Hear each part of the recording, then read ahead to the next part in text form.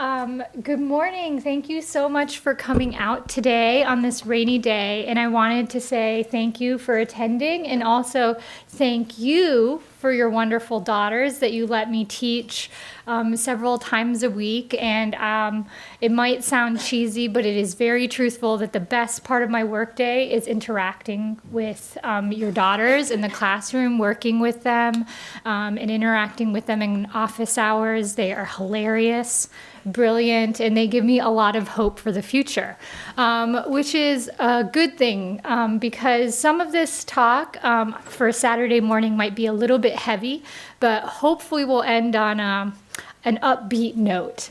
My name is Nadya Hajj. I'm a professor in the Peace and Justice Studies program, and this is my 7th year at Wellesley. And the title of my talk today is Rebuilding Vibrant Communities Among Palestinian Refugees, Societal Reconstruction Amid Intractable Conflict. And this, too, is a very upbeat and optimistic title, which very much suits my personal temperament and disposition. But I think I need to be truthful in saying that this project began and continues to unfold in the worst of times. And it's rooted in the despair of the world's 67 million refugees. One Palestinian refugee and poet and activist, Suhair Hamed, describes what it's like to be a refugee today, and in particular, a Palestinian refugee. She says, "Every day you die and the world watches in silence as if your death was nothing, as if you were a stone falling in the earth, water falling over water."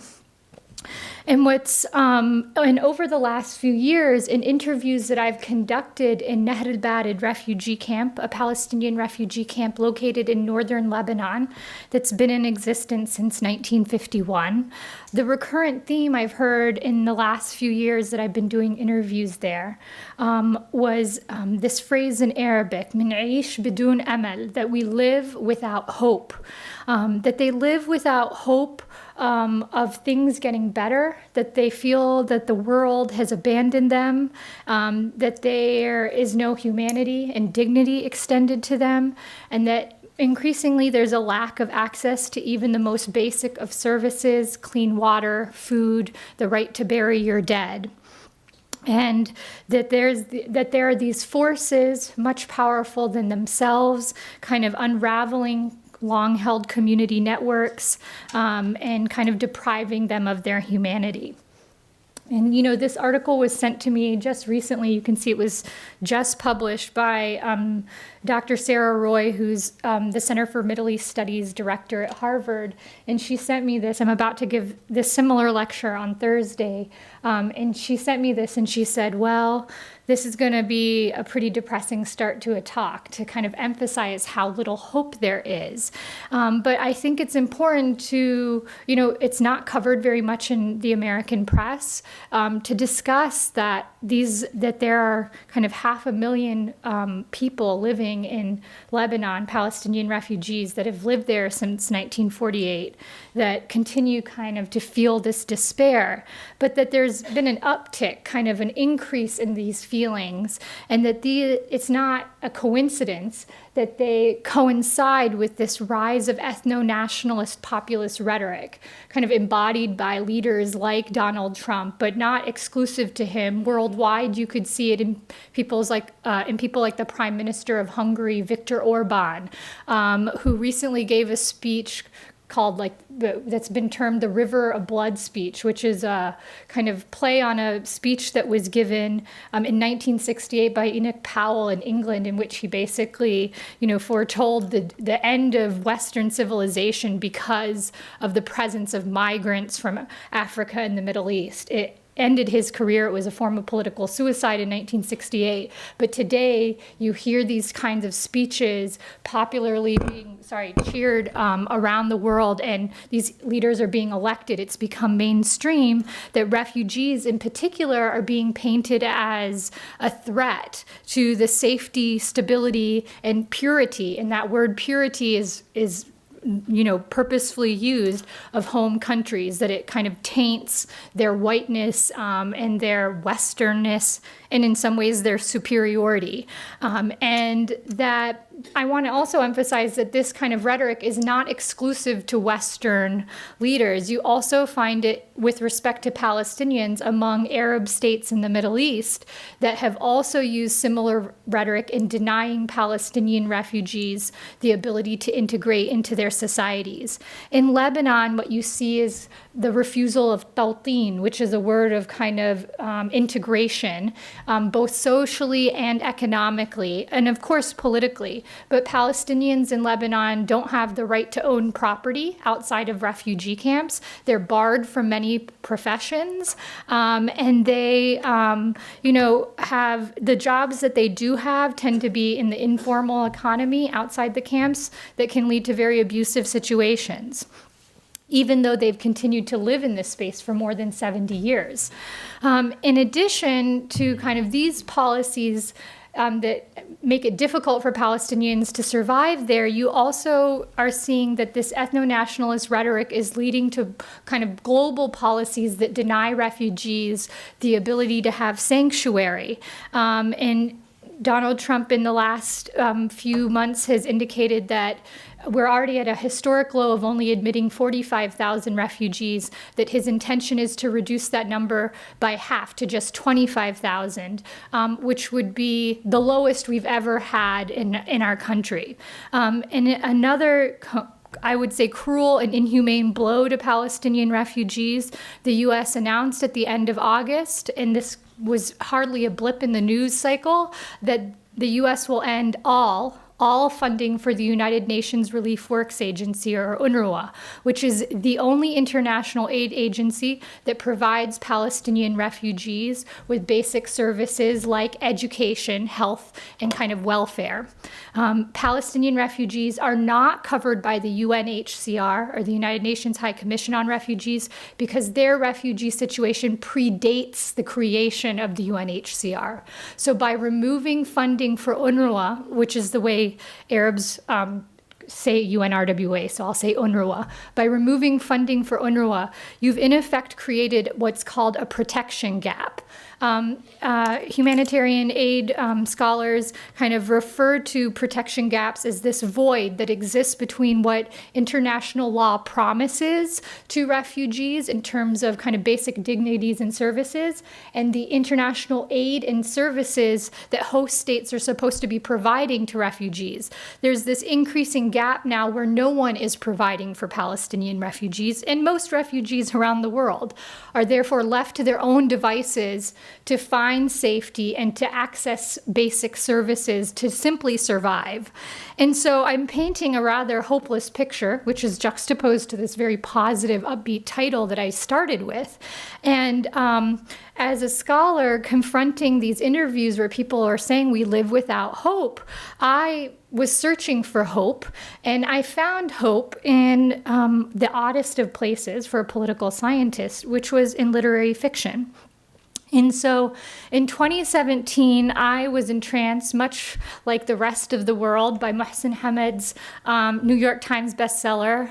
Former President Obama picked it as one of the best books for 2017. But I was entranced by Mohsen Hamed's book, Exit West, which is a fictional novel about two protagonists, Nadya and Saeed, and their journey, their kind of forced migration and exit westward. And while I was reading this book, I encountered a particular passage that was the first glimmer of hope for me in my research in Palestinian refugee camps and trying to find an outlet that would offer hope to the community. And I'm going to read to you very briefly this passage. He says, Nadya and Saeed were back then always in possession of their phones. In their phones were antennas, and their antennas sniffed out an invisible world, as if by magic, a world all around them, and also nowhere, transporting them to places distant and near, and to places that had never been and would never be.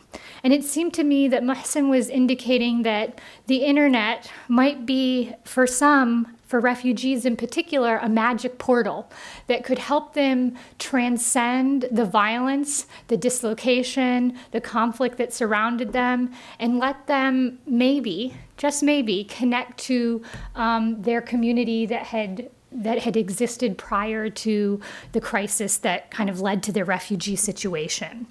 And so I was prompted to ask my central research question, which was kind of, can refugees use internet communication technologies, which I'll henceforth refer to as ICTs, to rebuild community and access services amid intractable conflict? And if so, how could they do it?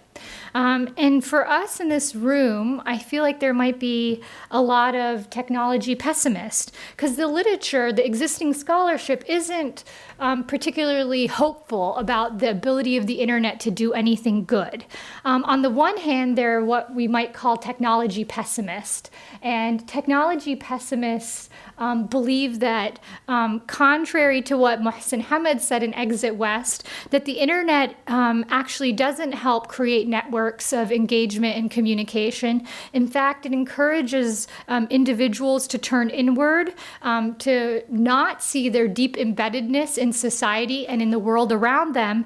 And MIT Press just came out with this wonderful book by Simonowski, where he refers to people that use smartphones as smartphone zombies or smombies. That as smombies, we kind of turn inward in our phone and are not really aware of the world around us. Moreover, that what we're consuming when we're using ICTs is generally unreliable information. And this is kind of the phenomena of fake news that we've heard a lot about in this country recently. And that beyond that, even if we are consuming reliable information, that rarely do we act in the real world on the information we care about or we encounter online. We might, like on a post or comment, "That's so sad, refugees dying." But what does that mean in the real world? It doesn't hardly ever translate to real world activism. And so you get this phenomena of slacktivism as people are using their phones. Alternatively, so according to this type of literature, you wouldn't expect ICTs to provide anything to refugees that might be helpful in generating community and helping them to access services that they're being denied. On the other hand, there's technology optimists that look at the internet kind of as a panacea for the world's problems. And in particular, that ICTs might be referred to as decentralized non-state mechanisms, which is basically just fancy for saying that these are tools that everyday people can control and use, that they're not very expensive, they're relatively cheap, and that they empower individuals independent of the state to generate their own information. And that this information, when it's shared, can be used to kind of generate a collective consciousness and also generate, collective activism. This was especially pointed to and powerful in the Arab Spring, some scholars argued, that you saw in non-democratic spaces in particular where the ability to organize and communicate with other people was highly regulated and restricted by the state, that the smartphones and internet allowed for people to engage with one another that might have not had that opportunity beforehand. And so, in fact, I published a paper with a Wellesley student who graduated in 2012 on this, and we found empirically that yes, using the internet during the Arab Spring, or for all internet users, did in fact increase your level of political protest in the Middle East if you used the internet. So there's some evidence that I've collected that supports this perspective, but it's not clear how this literature might apply to refugees in particular, because for refugees, they exist without a state, they're especially vulnerable, they're especially displaced, so the ability of the internet to do anything good for them is still a question. And so I wanted to extend this literature and see, is it going to work and help refugees in any way? And so to kind of study this question, I kind of refer to different methodological tools as like my Swiss Army knife. And I have a very huge Swiss Army knife with lots of tools on it. And though I'm primarily trained as a qualitative researcher, and I've conducted, over like 800 interviews in refugee camps since 2004, and it's kind of the bread and butter of my research. I also have, and so I conducted qualitative interviews with Palestinians living in this camp that I mentioned earlier, Nahr al-Bared, located in northern Lebanon. But I also administered surveys with Palestinians in the diaspora, those living around the world. In addition, I used some statistical analyses of a data set called the Arab Barometer Dataset, which collects kind of public opinion values and basic information about kind of internet usage among a host of other things to assess like how often people were actually using the internet there. And then finally, and this is where Wellesley students have been incredibly helpful to me, I've had 3 different Wellesley research assistants from the computer science department, which is a fantastic program. And the students there have helped me scrape Facebook data and using some tools which I'll talk about soon, one called Selenium WebDriver, and we've kind of mapped that onto Google Maps so that I can not only get an understanding of how often people are using the internet, but where they are when they're using it and kind of the transnational connections that are occurring when people are engaging in this kind of in this activity. So that's kind of the outset of my study, and I began this in 2015, 2016. So there's a few years here, and to save you some of the drama over the last 3 years, I'm just going to give you a slight preview of my argument before I jump into kind of some examples that illustrate it. And so today, I'm not fully falling into the technology optimist camp, nor am I a technology pessimist. I don't look at ICTs as a panacea for all the problems that Palestinian refugees are facing, and I think that would somewhat be foolish or naive to imagine that the internet can solve all problems. But I do find that ICTs are particularly powerful when they're patterned on pre-crisis social networks. I'm going to illustrate that in a moment for you. But that when you combine internet ICTs with pre-crisis social networks, they do generate transnational digital connections. But that's not enough to say that it would produce any real world results. And this is kind of where my interviews came into play. And I found that as community members engaged with one another on the internet, that it was not only generating kind of internet communication, but that it generated real world social and economic remittances or positive externalities in the sense that people were more likely to give money back to the camps to crowdfund and support things like people's weddings, surgeries, burial, scholarships for people stuck in the camps to go back to school. All those things which host states and international aid agencies should be doing, the community was more likely to do for itself as it was engaging on the internet.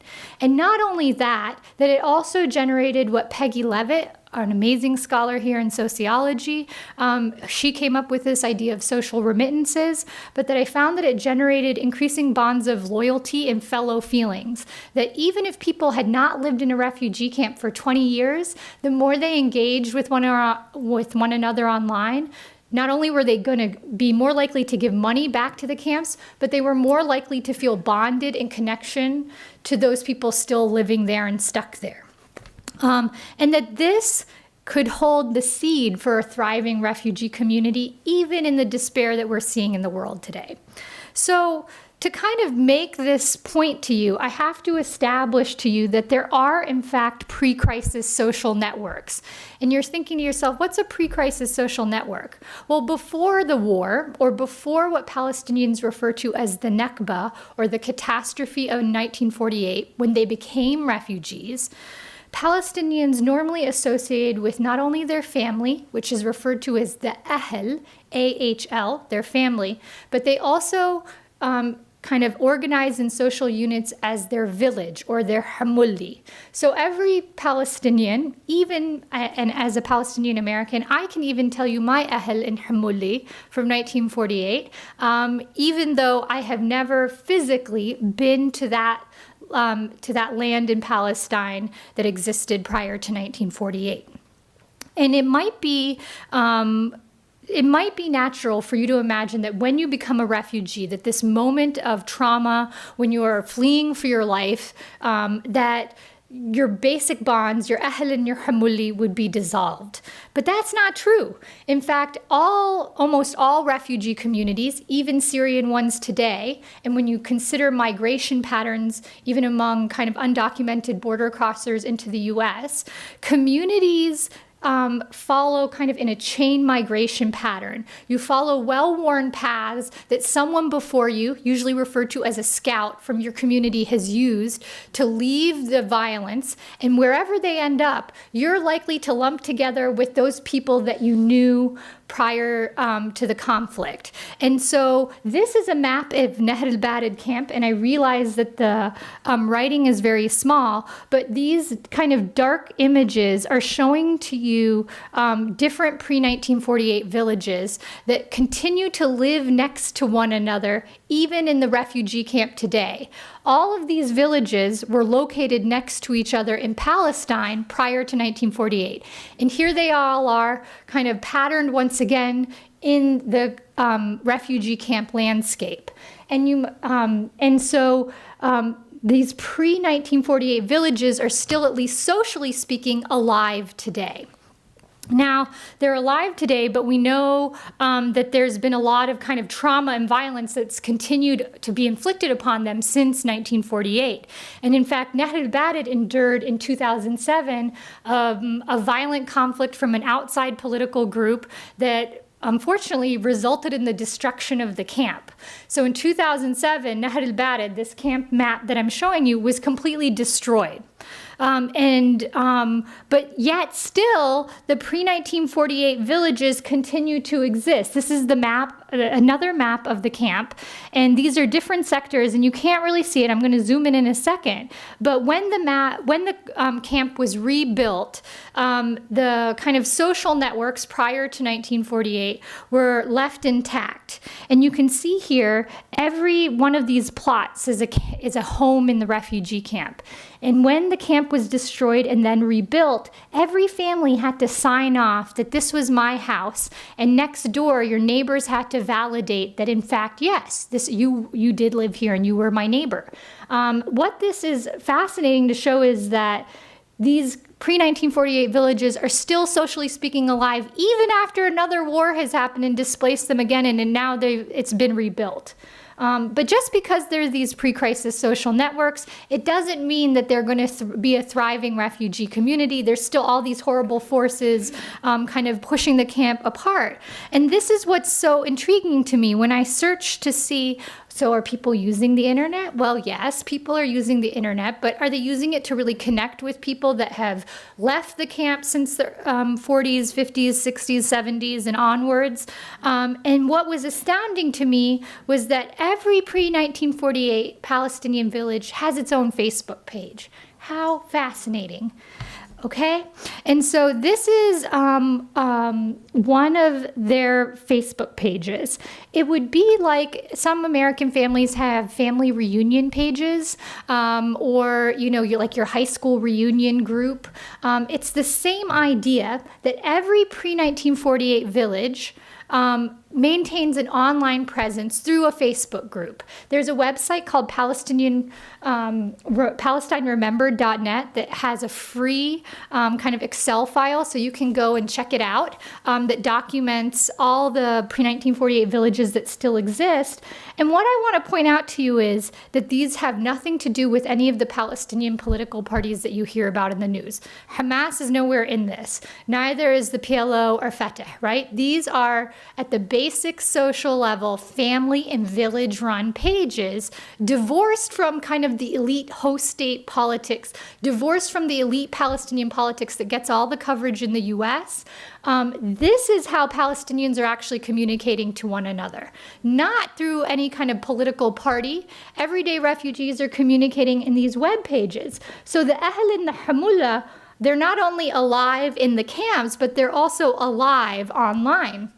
And the majority, I don't have the time today to kind of show you the statistical data, but the majority of Palestinian refugees, not just the young, also older people in the camps, have access to the internet and regularly use it. And they're primarily connecting through smartphones. And so this particular page is the Samui Palestinian village. So it's located today, still socially alive, in Nahr al-Badid refugee camp. But members of Samui village have scattered all over the world. And they can, if you ask the group moderator to be a part of this, he kind of verifies that, in fact, you are a Samui village member and you are allowed access to this group page on Facebook. But this isn't proof that you're rebuilding any kind of community, right? It just shows that there's a Facebook group. A technology pessimist would say, oh, well, you could still be a smombi, you could still be a slacktivist and kind of creating fake news. Nothing good is being promised, just that I'm showing you this page. And so this is where I had some Wellesley CS students help me out, because I think CS was like just a major at University of Virginia, or like kind of a popular major when I started in 2000. So it wasn't like some big thing for me, trained as a political scientist, to know CS methods. And so I've had to rely on Wellesley students, and they've been fantastic research assistants. But to kind of assess what's actually happening on these pages, I've had students analyze activity on the pages on the group as a whole. That is kind of what is the content of posts that are being put on this page. And then I've kind of looked at, we've selected a few posts from that page randomly, and we've assessed, does distance from the camp affect the frequency or likelihood that you're going to interact with people left in the camp. And then we've also looked at kind of the demographic data of the people interacting on these pages. And we've created word clouds which are at least not without the interviews, they don't say that much, but they give an indication of the content of what's being talked about. And so to give you just a little background, on this Facebook page, I had a student kind of generate this chart to show how frequently and how active the Facebook group page was. And you can see that, in fact, in this kind of 1 year window between May 2017 and May 2018, the page was very active, with posts from May to May. Kind of you hit a high of 29 posts and kind of a lower of 12, but still you have a lot of activity occurring on these pages. It's a place where people are actually going and communicating. Now, what kinds of posts are happening on these pages? When we say religious musings, we kind of mean like poetry, inspirational comments, like, you see those on Instagram and things like live your best life, things like that. People do say that in refugee camps too. Live your best life in a refugee camp. There's also a host of other posts on things like fundraising, town meetings, market openings, and by market openings we mean kind of new businesses or entrepreneurs from that pre-1948 village, kind of posting about their economic pursuits. We also have personal spotlights. Often it's children or winners of scholarships that get posted on the page. And then a large percentage of them, aside from kind of the more like religious musings, are about death. And so for the purposes of the presentation today, I want to look at one death post and how death, which often seems to be kind of signaling the end of something, how these posts about death are being used to reanimate the community into a thriving one that's generating economic remittances, that's also generating kind of fellow feelings. And so I want to note, you're not going to see pictures of the death, but that I'm going to show you a picture of a real man that did die, who his family gave permission to us to use. And I can talk about the ethics of this type of research soon if you'd like to, in the Q&A or afterwards. But this is Sheikh Jihad. And Sheikh Jihad died in mid-May of this year. And he, as you can see, was an older man, and he was highly respected in the community. And when he died in Nahr al-Badid refugee camp, so in this camp in northern Lebanon, the group moderator on this Facebook page that I showed you earlier posted this image of him and an obituary saying Sheikh Jihad died. He was a moral man. He was known for his honesty, his desire for religious reform, and for his piety. And so this is Sheikh Jihad's kind of the first post, this first kind of flare goes up, is posted on this Facebook page. And then you can see that these are posts only about Sheikh Jihad's death. He dies on the 12th. You kind of get the last post about him on May 20th, but you see a host of postings, individual postings, going up about his death, in which you will see images like this, and you'll see comments like the ones below. All these commenters are from the pre-1948, share the pre-1948 village. This is the obituary and kind of people's comments about him, their remembrances of him. This is pretty common, right? You see this in the US as well. In non-refugee spaces, you see this too. And so I'm not, in showing you this, I'm trying to be kind of reflecting on my research that this is interesting, but I'm not really still proving to you that anything is being specially created, that this is going to turn into a real world thriving community. But what people are talking about in these spaces when they're engaging, and for example, this woman, Miyasser al-Hajj, when she's commenting on Sheikh Jihad's death, she, I can tell you from the demographic data, does not live in the camp anymore. She lives in Amman, Jordan, and she's commenting. Jamal al-Hajj also does not live in the camp anymore. He actually lives in Sweden.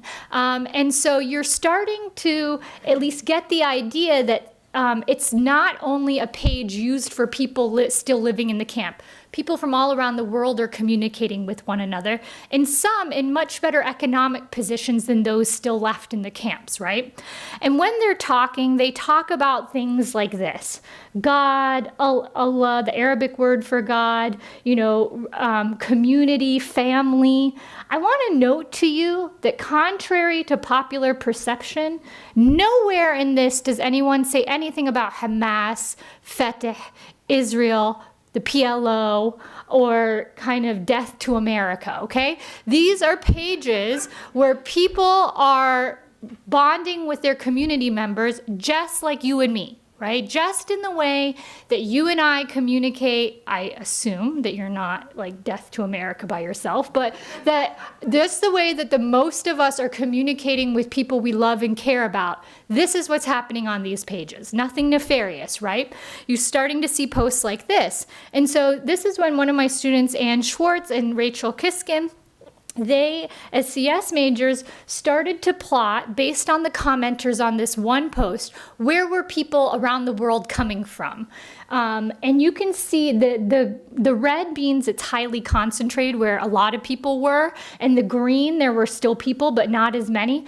But look, when Sheikh Jihad died in the camp on May 12th, in that one post I just showed you, look at how people all around the world are commenting from this. They all share the identity of this pre-1948 village, but transnationally, look how you've activated a network, kind of a web, where you have his death occurring where that arrow is, but you even have people in California, and look, even Denmark, Germany, all over, and you see people kind of all over the United States as well, commenting at the moment this man died, which is pretty amazing. I'm starting to show you this first part of my argument, that when you start to pattern your internet usage on these pre-crisis networks, that you do in fact generate transnational digital connections.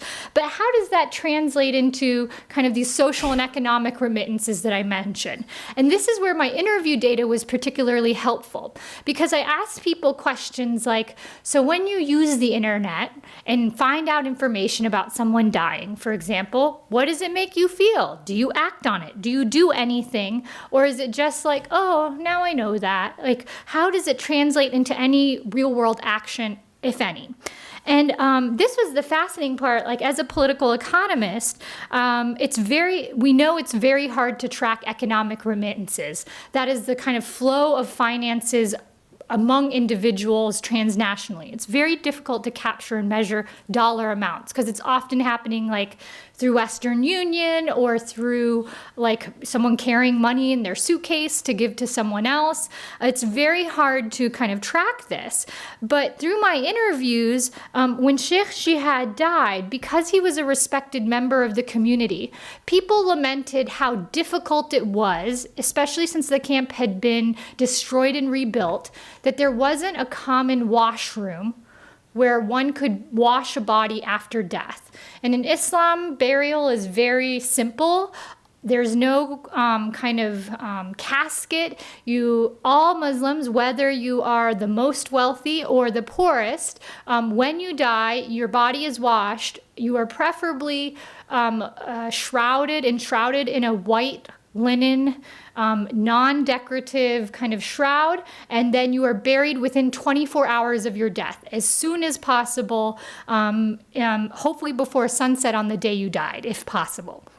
But the camp was lamenting the fact that the UNRWA and host states did not have a room for where Palestinians could wash their own dead in the camp. Right? And this is a problem because that means that people have to keep their loved ones in their own home and wash them and keep them there until the burial is allowed. That's pretty cruel when you consider that there's no space for the family to have the body properly washed and kind of displayed for other people in the community to watch and kind of visit. And so the community had the idea that after Sheikh Jihad died, why don't we crowdfund our own washroom? And this is where some of my interviews got really fascinating, because one refugee not living in the camp, that was living in Sweden at the time, said this: I contributed to the cost of the washroom, the burial washroom, because it gives dignity to my family. One day my mother or father or brother will pass away, and this space will be available for them and for anyone else in the community.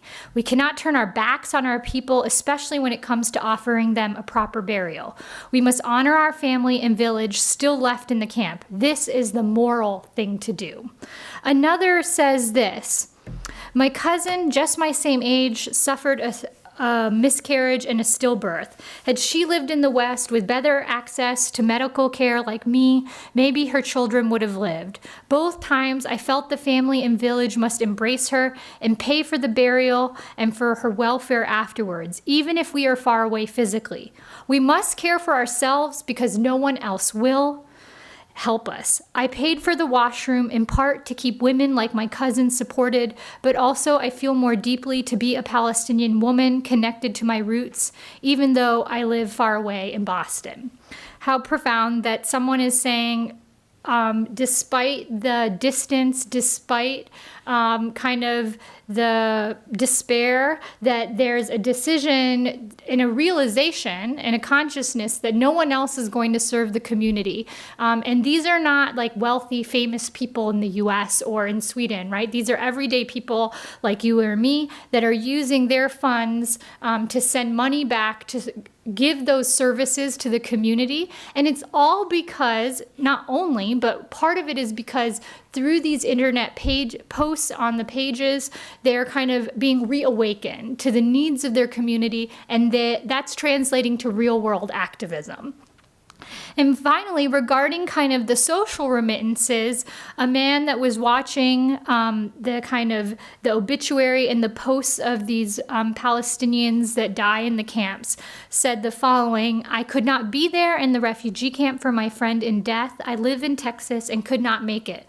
But watching the funeral unfold in front of me on the village's Facebook group kept me close to him, his family, and our village. We are connected no matter the distance. This isn't my village. This is a man who is a professor in Texas. He is lived in the U.S. since the 1980s. He's a math professor, and his family continues to live in the refugee camp, or parts of his family continues to. And despite the fact that he hasn't been there in more than almost 40 years, he continues to feel this bond of fellow feeling that is kind of reawakened and reaffirmed every time a post of someone dying kind of goes up on the web page, on the group's page.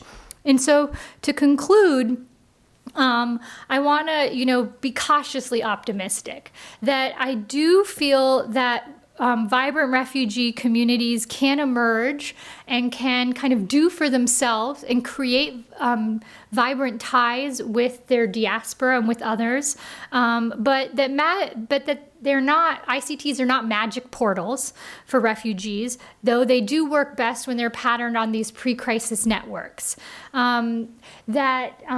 Digital connections, though we are somewhat jaded here in the US with regard to kind of this slacktivism, SMOMBY, fake news dynamic, that these digital connections can create especially positive real-world externalities for people like refugees that are suffering in the world today, and that they fill a gap, an essential gap that's not being filled by world leaders, host states, aid agencies, in the international community. So I'm cautiously optimistic that in the event that things get better, that these kind of lessons and these tools that Palestinians are learning to use can be used and deployed again in the future should there be a peace agreement and some type of opportunity for their own nation state building. There are these tools that are allowing people to generate kind of public goods, right, for their own people. And I want to note that some might criticize that what we're seeing is basically tribalism, right? That these are all based on villages, they're not based on a broader identity. But what's fascinating is that these social and economic remittances are funding goods that provide for the entire community, not just for the one village that Sheikh Jihad came from. Anyone in the camp that comes from other villages could benefit from that kind of that shared good. That to me is kind of the embryo of a nation state. I'm not saying it is going to ultimately become that, but it's the embryo of one. So thank you so much, and I've left some time, I think, a few minutes, if you have any questions. Yeah. Oh, thank you. I'm very interested in the map you did of the refugee camp in Yeah. Lebanon with the villages and how they recreated next to each other. Yes. And my question in general is just about social class. Yes. And I wonder, is there a mix of social class within each village, or is one village a higher or lower class than another? And also the people that remain in the refugee camp and those that left? That's kind of my question, Yeah. just about social class. Yeah, I think that's a great question, because I think it gets at kind of like the ability to provide and kind of commit to these economic remittances, who's left there and who's not. So so in 1948, when the Nakba occurred, those Palestinians that could gain citizenship or emigrate abroad got it. The majority of Palestinians that ended up in refugee camps in 1948 onwards were all of the same lower socioeconomic class. They tended on whole to be rural villagers or peasants. The majority of them, though they might be literate, the majority of them were farmers. And so it is, if you can imagine, in any war, those that are wealthy and that can get out, do get out and go to the West or to better places and can in effect buy citizenship or passports to other places. But almost all Palestinians that entered refugee camps were on the same very low status economically. And so what you're seeing here, so some of the villages, I'll just name them, like Sheikh Jihad came from a village called Samoui, and I think the distinction between a lot of the villages is the size. Samoui was a relatively small village outside of Safed in northern Palestine. But there's other villages like Sasa and Safuri, which were bigger villages, and they might have a little more power because of their size, like the number of people that lived in that village. And these are very rural communities. And so a lot of it was not sunshine and rainbows. Just because all these people had been neighbors in Palestine did not mean that the day they arrived in the camp, they were like, oh, I'm so glad to be living in poverty next to this person. No, it wasn't like that at all. In fact, in most of the camps, like this one in Nahr al-Bared, there were series of violent conflicts between different villages that were fighting over things like whose tent gets to be closer to the sea, whose tent is closer to the latrine, right? So those types of basic fights were occurring. But there were 3 battles in Nahr al-Bared between 1951 and 1953 where people threw rocks at each other on a beach, and no one ever won. There was no like winner among them, which I think is indicative of the fact there's kind of a level playing field in terms of economic wealth. What you do see kind of happening is that there are some divisions that pre-1948 kind of village feuds persist today. So certain families will not intermarry. So sometimes like it can be like Romeo and Juliet, like 2 young people from different villages that love each other and want to get married. They're like, but remember in 1930 what this family did to your grandfather will not allow the marriage to occur. And so things like that sometimes happen, but they rarely translate to kind of differing levels of wealth. Everyone's kind of equally bad off if you're in the camp. Now, who gets out?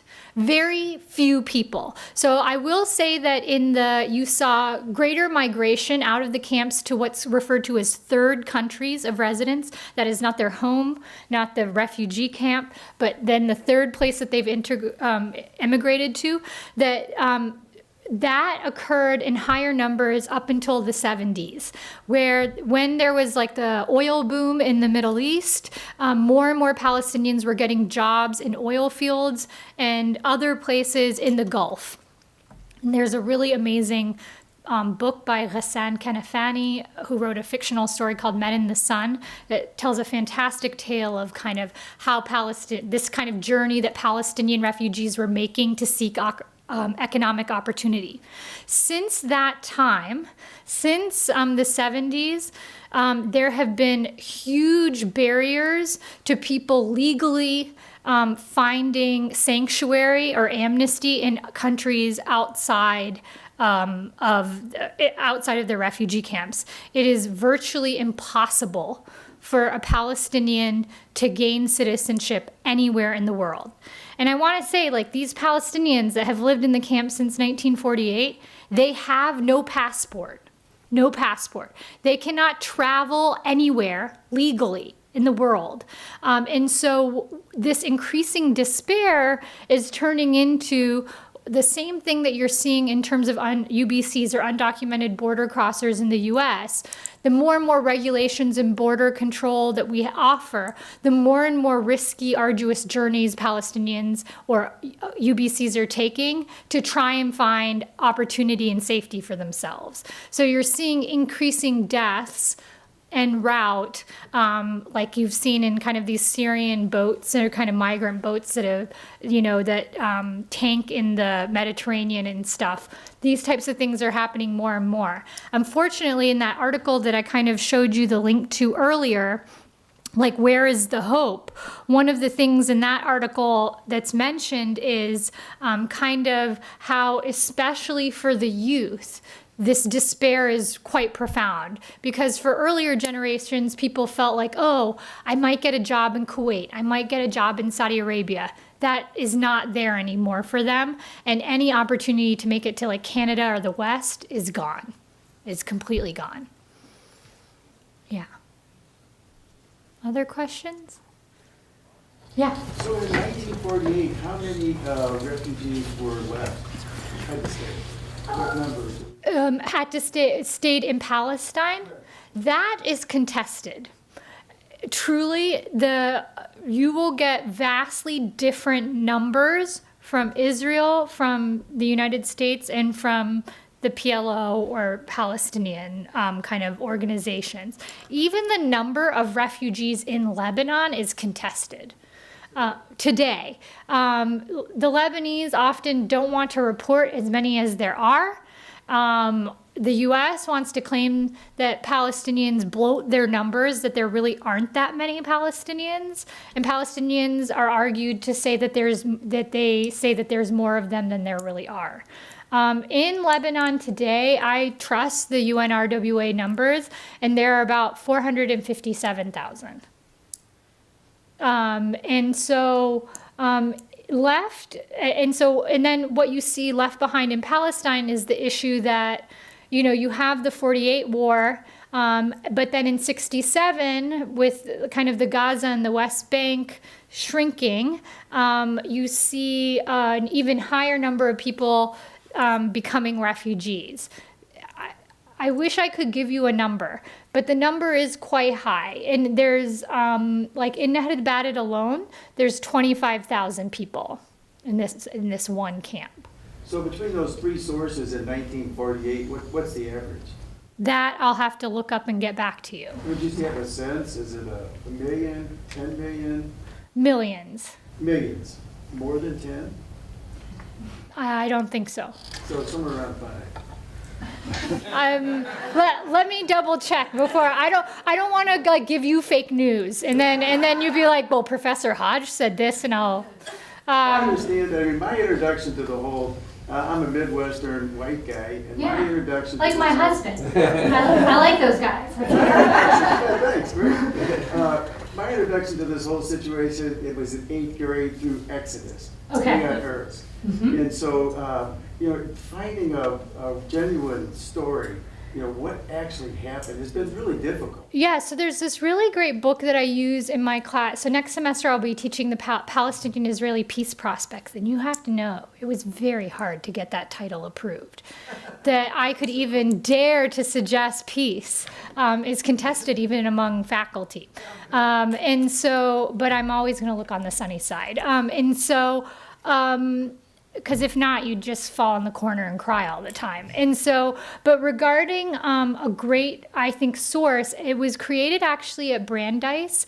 There's 3 professors, Shai Feldman, who's like world-renowned, Shikaki and Munim. They wrote a book called Arabs and Israelis, and it's written by an Arab, an Israeli, and a Palestinian. And the 3 co-authors wrote a book that I use as like my primary text in my class, as kind of what we use as the most objective account of what occurred in 1948 and in 67 in the camps. I highly recommend that book. Sure, appreciate that. Yeah. So you used 68 million earlier in the lecture. Where did that figure? The 67 million refers to the number of refugees in the world today, worldwide. And that's like the highest since World War II, which is huge. And so, which I just want to paint, I can't emphasize enough how cruel some of these policies, shrinking the number of refugees allowed into our own country to 25,000, when we're seeing like 67 million people who are refugees as a result of our unfinished wars that we instigated in Iraq and in Afghanistan that are not done with. And it's honestly, the people that end up in these horrible positions were already living difficult lives prior to the war. They are not there because they want to be there, right? They would rather be at home safe and sound like we would like to be. And the position that they're in, it's just so cruel. It is so cruel. First of all, thank you so much for this wonderful talk. I'd love to hear more about, especially your concluding comment around kind of embryo nation-state formation. Very provocative and interesting. But I'd also be interested to hear your perspective on these sorts of topics here at Wellesley College, and how, from your perspective, how students are activated or getting involved, engaged from different perspectives, whether with your own research or as a student body considering these thorny issues. Yeah, so Wellesley has a very and I'll be honest, Wellesley has a really contentious history with regard to kind of the Palestinian-Israeli conflict. Kind of prior to this generation of students, there was a lot of animosity on campus between like Hillel and some of the Palestinian activist group.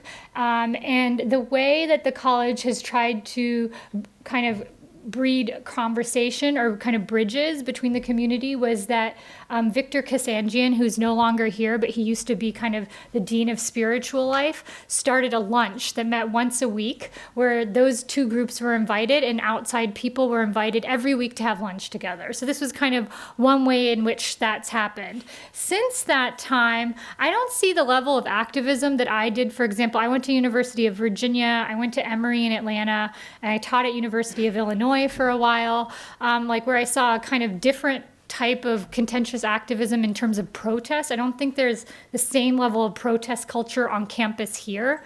It tends to be, honestly, a lot of digital bullying. But like, instead of like this digital kind of activism where people are communicating, I saw that happening more.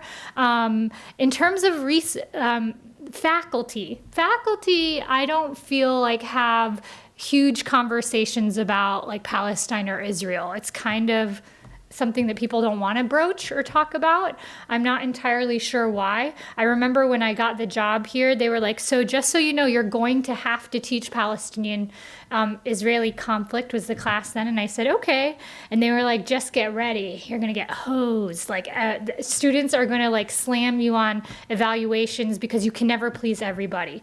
I have found that to be the opposite of my experience. Students have been totally open. I have also been 100% transparent.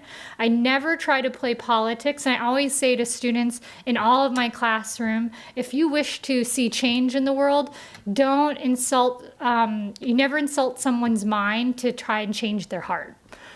That's never the way to go. So I never try to play politics with my students like that. We read sources, primary sources from like kind of the vast ideological spectrum. And I try and give them the tools to come to their own conclusions. I don't make conclusions for them. I train them and give them the skills to reach their own conclusions. In terms of research, the college is doing really awesome things. So there is a LTS, or Library Technology Services summer kind of stipend that students can apply to, and faculty kind of, they get matched. That's how I got some funding this summer.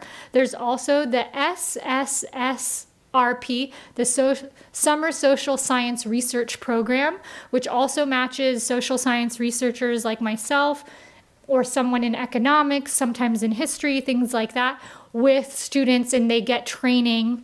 I've had students do that. For sophomores, there's, which is a great way early in your career, there's SERP, this Sophomore Early Research Program, and I had a wonderful researcher do that with me last year.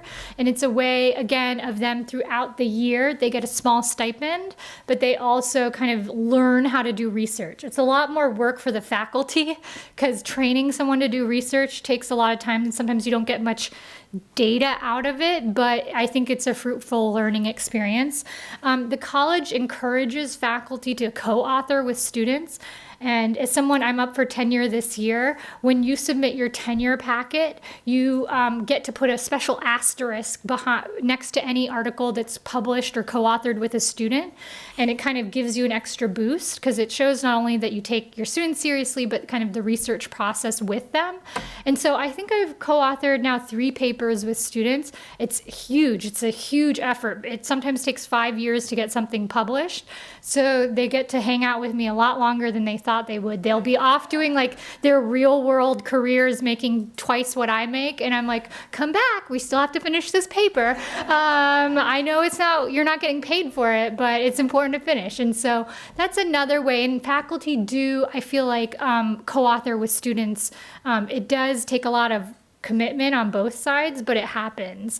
And I'm actually really hopeful from my conversations in teaching this class, 7 times in the last 7 years that I've been here, the Palestinian Israeli class, students I feel like have much more openness and tolerance, not along the traditional kind of ideological lines that we're confronted with, maybe like in my generation or Gen Xers or kind of earlier, where there was one side that was always right and one side that was evil and bad. I think students today are willing to see kind of the gray that exists on all sides, and that even amidst the gray, people deserve kind of humanity and dignity. Yeah, I think we may be out of time. Am I out of time? Am I out of time? Okay, I'm out of time. People are shaking like, get the heck out of here. Okay, I can keep talking to you later if you want. And you can always email me as well. If you look my name up on the webpage, I'm happy to communicate with you in that way. Thank you.